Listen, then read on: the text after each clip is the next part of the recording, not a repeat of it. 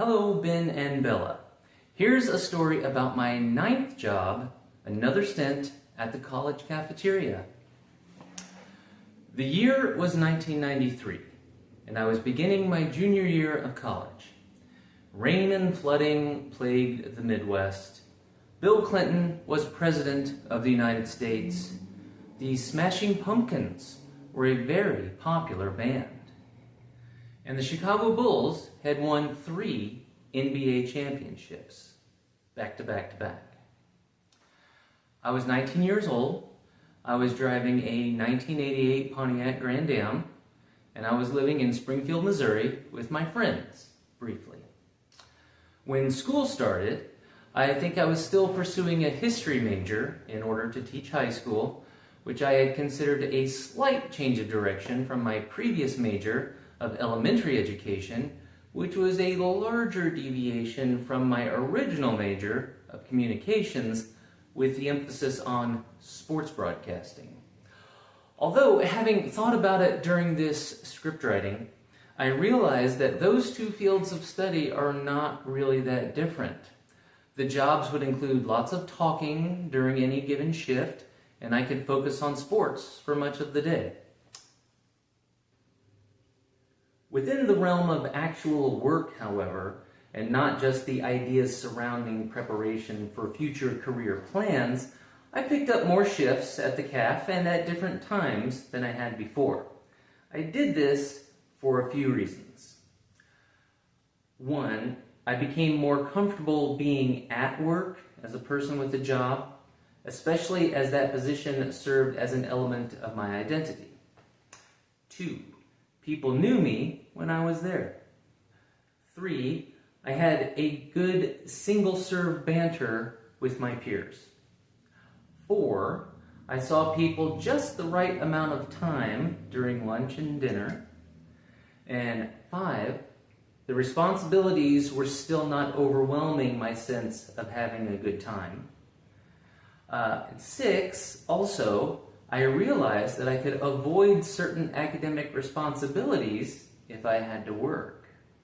So I worked at least one breakfast shift and a couple lunches in addition to a few dinners each week.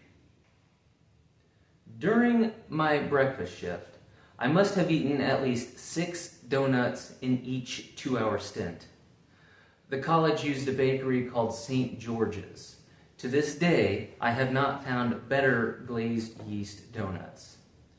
I was running, working out, playing intramural sports a lot during my college years, way more than I was studying or attending class, that's for sure. And I guess I thought I could afford to consume as many calories as I could get my hands on, if I even actually thought about it. I also worked Sunday lunch because that was the best way to get first dibs on the best servings of the chicken strips and yellow gravy that was served on Sundays. Sometimes they did run out, since that was the most attended meal of the week. I also sampled a few dishwashing shifts this time, but it soon became clear to me that everyone does not respect that position, and a few guys like to throw their trays at the dishwashers through the return window where students were expected to politely leave their dishes after the meals. One time I had experienced all of the disrespect I could handle, and I threw the tray back at the anonymous hands that flung it our way. None of that went over very well. And I'm pretty sure that was the end of my dishroom shifts. I'm not proud of my actions. Even then, I found it defensively shameful, and it certainly filled me with fear of having to face the wrath of any college dudes in person should they wish to escalate the incident. I was not a fighter of any capacity, then as now. I think the throwing of trays came to a halt after that, though, so perhaps the team needed someone to take some action on their behalf. It is not always the most confident students that end up washing dishes at the college cafeteria, after all. I felt like I made good friends working on the serving line that year. The students usually worked the same night each week and generally in the same position.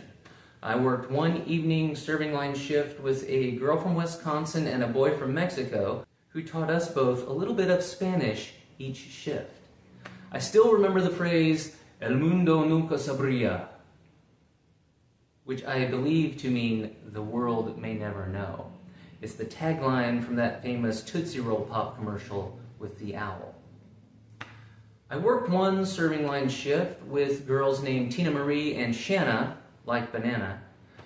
Shanna drove a classic Nash Rambler that always turned heads on any street or parking lot. For my other shifts, I still kept an eye on the drinks and made announcements too. I could also be found hanging out at tables with friends or just talking to people while they waited in line. I knew enough to be comfortable in that position and didn't have to take work very seriously at that point, so I enjoyed myself. That may have been the best year working there. I would leave for the summer, of course, but I would return for another year of food service curriculum, which actually turned out to be as valuable for my future as any classes that I actually took. So job number 9 is in the books, or on the video, or in the ether, as the case may be. Several tales remain to be told. Next up is a job working with children at a child care facility, something that was in line with my college and vocational choices at the time. It could be interesting. I guess we'll see. Thanks for watching.